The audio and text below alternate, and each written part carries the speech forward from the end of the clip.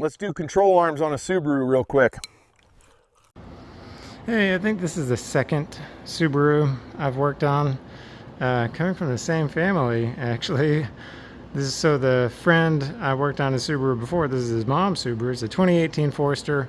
It had squeaky suspension, so it went to the shop, a shop that I do recommend here in East Texas, and they put new lower control arms and looks like maybe tie rod end links and stuff. But it still squeaks. So they said, bring it back for some struts for another $1,100. The car only has like 50,000 miles on it. So I think the struts are fine. When you compress the suspension, it doesn't make any noise. But if you kind of gas brake, gas brake, gas brake, and lunge the car, it'll just squeak. So I'm gonna pull these lower control arms off and lube them up, and then make sure they go back on there with the weight of the car before they get torqued down. So it looks like 17 millimeter, you got to hold it with your hex. There's probably a 6 millimeter hex in there. Spin that 17 mil off to get the sway bar end link off of the control arm. We've got a 17 millimeter nut on that bolt on the forward side. And then here's a 14 millimeter. It's going to hold that ball joint in its receptacle of the knuckle.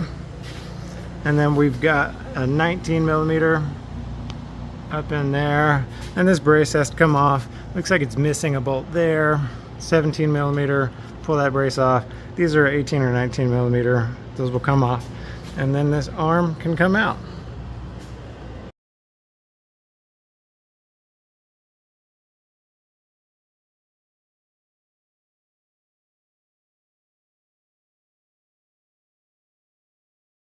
Okay, so that's got all the things disconnected. Sway bar end link is about to pop out of that little eye. The bolt is out of the lower control arm ball joint, so it's just kind of floating in there. This assembly is off, so. And I gotta say, as I was taking this apart right here, it was squeaking, just me turning the nuts. So this might be the source of our noise. So obviously this bolt is out. So now we're just gonna try and yank this thing out. Okay, that really only took a few minutes to get that control arm out. It's pretty easy on these Subarus. The book says it's gonna take something like an hour per side or something, but that's crazy talk. It's like 5 minutes, 10 minutes to get the thing out, and 20 minutes to get back in there. So maybe an hour for both sides. But we're gonna go ahead and clean everything and lube everything up. Like this fastener is just, you see, it's just coated in some corrosion. So we're gonna clean that with a wire brush and put some something that's safe for rubber, some kind of lubricant, bushing lube or anti-seize or something on that. Wire brush these mating surfaces and put some bushing lube in there, and go ahead and put some either bushing lube or like bearing grease on this ball joint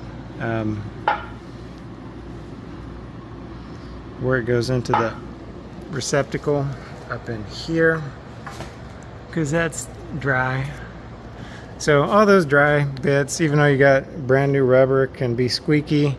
So when you throw money and parts at a car, just clean it before you put it back together.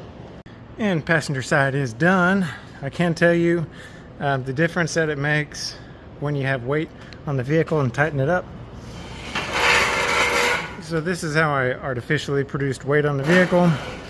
I just put my tripod under there and then raised the tire until the weight starts to come off of the lift, and then I tightened up everything.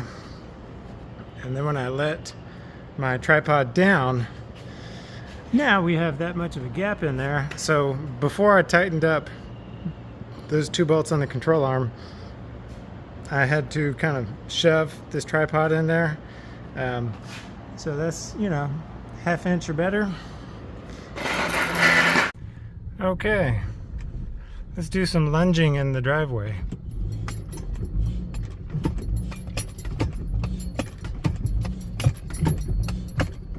Nope, no squeaks.